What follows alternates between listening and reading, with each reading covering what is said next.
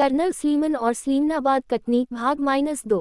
Colonel Sleeman द्वारा ठगों का उन्मूलन। स्लीमन को 1830 में इस बात का पता लगा कि यहाँ ठगों के गिरोह का बड़ा आतंक है जो क्षेत्र से आने जाने वाले लोगों को छलकपट से अपने जाल में फंसाकर उनकी हत्या करके उनका माल और पैसा लूट लेते हैं। भारतवर्ष में ठगों का इतिहास काफी पुराना है। सल्तनत काल तथा मुगल काल में ठगों के पकड़े जाने के ऐतिहासिक प्रमाण उपलब्ध होते हैं। ठगों का प्रसार उत्तर से लेकर दक्षिण तक संपूर्ण भारत में था। 17वीं शताब्दी से भारत में हत्याओं का अंतहीन सिलसिला चल रहा था। भारत में उन दिनों मुगलों का शासन था। तत्कालीन राजा महाराजाओं का ध्यान इस ओर नहीं गया।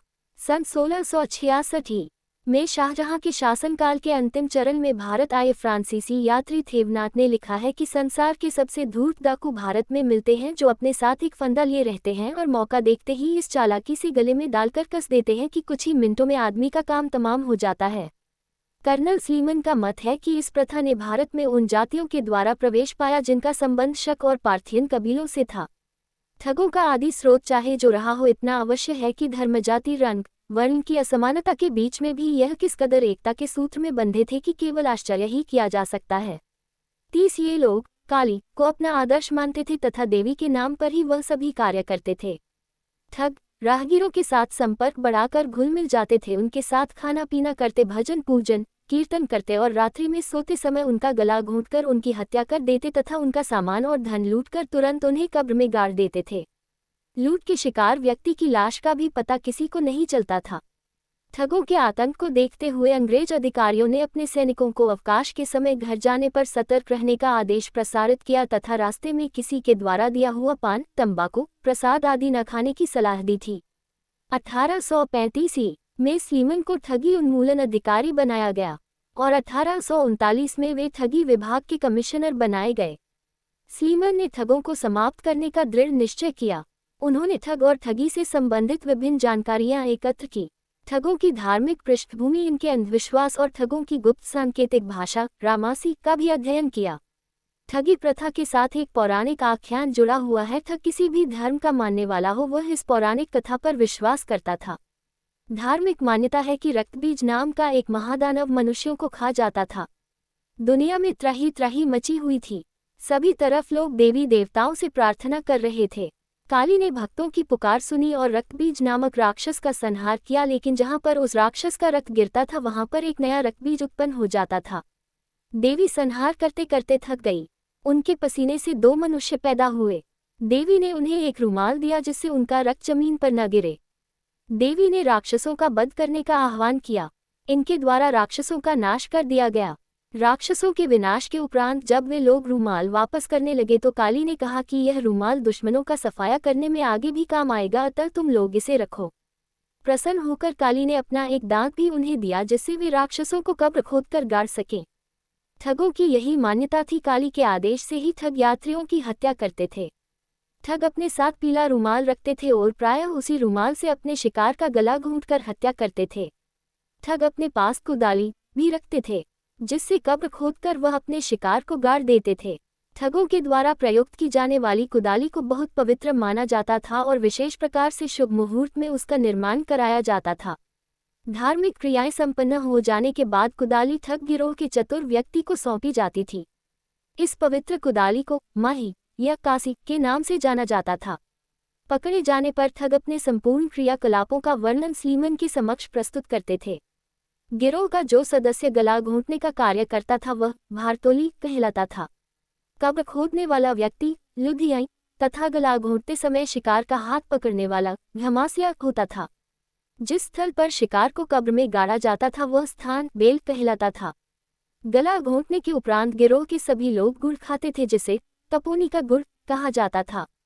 ठगी व्यवसाय में शगुन और अपशगुनों का भी गिरोह के सदस्य बहुत ध्यान रखते थे। कार्य पर निकलने के पूर्व यात्रा का शुभ दिन, समय और दिशा ब्राह्मण से पूछकर तय की जाती थी। यात्रा के दौरान गिरोह का मुखिया हल्दी और तांबे के पैसे अपने पास रखता था। ऐसा करना शुभ माना जाता था।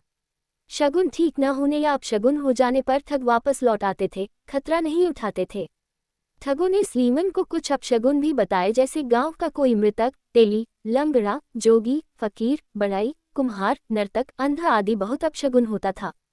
खाली घड़ा भी अपशगुन होता था। इसी तरह यात्रा के प्रारंभ होने पर छींक आ जाए तो वह भी अपशगुन होता है। ठगों ने सगुन अपशगुन होने वाले कुछ जानवरों का वर्णन भी स्लीमन को बताया। ठगों का शिकार होने वाले व्यक्तियों में अधिकतर तीर्थयात्री, व्यापारी तथा वह सैनिक जो अवकाश के समय अपने घर जा रहे होते थे। ठगों के गिरोह में आदमियों की संख्या काफी होती थी, कई बार यह संख्या 100 से भी अधिक होती थी। ठग हर जगह मौजूद रहते थे। वे नदियों के पवित्र घाटों पर टोलियों में विश्राम किया करते थे। मंदिरों में पूजा अर्चना भी करते थे। भोले भाले ग्रामीण या अर्धशिक्षित शहरी आदमी उन्हें पहचान ही नहीं सकता था। वह लोगों के बीच घुले मिले रहते थे। ठग वेश बदलने में भी माहिर थे। वे साधु, फकीर, अफसर के वेश में भी रहते थे। हर उम्र के लोग उनके साथ रहते थे। कभी कभी महिलाएं भी उनके साथ रहती थीं, परंतु कम गिरोहों के साथ महिलाएं रहती थीं। ठगी एक पुश्तैनी धंधा बन गया था। ठग का बेटा ठग होने लगा। ठग स्वयं चाहते थे कि उनका पुत्र भी ठग बने। ठगों के बढ़ते आतंक से तत्कालीन ब्रिटिश सरकार का ध्यान इस ओर गया। लॉर्ड विलियम बेंटिक ने ठगी उन्मूलन के लिए 1829 में एक विभाग स्थापित किया। 1835 में कर्नल स्लीमन को इस विभाग का विशेष अधिकारी बनाया गया, जिसका अधिकार क्षेत्र लाहौर से कर्नाटक तक था। 1839 में वे ठगी विभाग के कमिश्नर बनाए गए। स्लीमन ने ठगों से संबंधित विभिन्न जानकारियां एकत्र की। ठगों की धार्मिक पृष्ठभूमि, उनके अंधविश्वास और ठगों की गुप्त सांकेतिक भाषा रामासी का भी अध्ययन किया। कर्नल स्लीमन ने भारत के तत्कालीन गवर्नर जनरल से ठगी प्रथा को उन्मूलन करने पर विचार विमर्श किया। जबलपुर के आसपास घना जंगल होने के कारण इस क्षेत्र में ठगों का बड़ा आतंक था। स्लीमन ने वर्तमान स्लीमनाबाद के पास अपना कैंप लगाया। स्लीमनाबाद नागपुर मिर्जापुर मार्ग पर था और इससे संपूर्ण दक्षिण भारत एवं महाराष्ट्र के तीर्थयात्री पैदल व बैलगाड़ियों से प्रयागराज, केदारनाथ तथा बद्रीनाथ आदि की तीर्थयात्रा करते थे। उस समय यहाँ पर घनघोर जंगल था। स्लीमन ने विशेष अभियान चलाकर हजारों ठगों को गिरफ्तार कर लिया। बंदी बनाए जाने वाले ठगों से पूछताछ कर वह उनके अन्य साथियों के बारे में जानकारी एकत्र करते, साथ ही ठगी के तरीकों की जानकारी भी उनसे लेते रहते थे। स्लीमन के कठोर परिश्रम तथा ठगी का मूलोच्छेदन करने के उनके दृढ़ निश्चय का परिणाम ये हुआ कि 1839 तक ठगी पुनर्तः निर्मूल हो गई। स्लीमन को ठगी उन्मूलन में आश्चर्यजनक सफलता मिली। 1840 में ठगी उन्मूलन के आंकड़ों के अनुसार 3689 ठगों पर मुकदमा चलाया गया। इसमें 460 फांसी पर लटकाए गए, 1564 को काले पानी की सजा दी गई, 633 को आजीवन कारावास और 81 को भिन्न भिन्न अवधि की सजाएं मिली। 50 ठग मुखबिर बने। कर्नल स्लीमन ने ठगों के परिवारों की जीविका चलाने के लिए तथा उनके परिजनों को इस घृणित व्यवसाय से अलग करने की दृष्टि से उनके पुनर्वास की भी जिम्मेदारी उठाई। इस हेतु 1838 में जबलपुर में स्कूल ऑफ इंडस्ट्री या दरीखाना नामक संस्था आरंभ की गई। ये संस्था कलेक्टर कार्यालय के पास था। इसमें विभिन्न रोजगारों जैसे कंबल, गलीचा, दरी, कालीन बनाना, कढ़ाई, बुनाई एवं सिलाई, ईंटें बनाना, लाख का काम इत्यादि सिखाए जाते थे। यहाँ से बनी दरियों की मांग संपूर्ण देश में थी। ठगों के परिजनों के लिए एक मजदूर कॉलोनी भी बनाई गई थी। ठगों के बाल बच्चे गुरिंदे कहलाते थे। ये पैतृक व्यवसाय भूल गए और उद्यम द्वारा अपना पेट पालने लगे। कर्नल स्लीमन द्वारा ठगी का उन्मूलन अंग्रेजी शासन की महान उपलब्धि माना जाता है। स्लीमन द्वारा ठगों का सफलतापूर्वक उन्मूलन करने के परिणामस्वरूप उन्हें डाकू उन्मूलन का अतिरिक्त कार्य भी सौंपा गया। उन्हीं दिनों पश्चिमी उत्तर प्रदेश डाकुओं की समस्या से ग्रसित था। स्लीमन ने 1939 से अगले 2 वर्ष तक अपना कार्यालय मुरादाबाद में रखा और डाकू समुदाय का सफाया करने में भी पुनर्तः सफल रहे।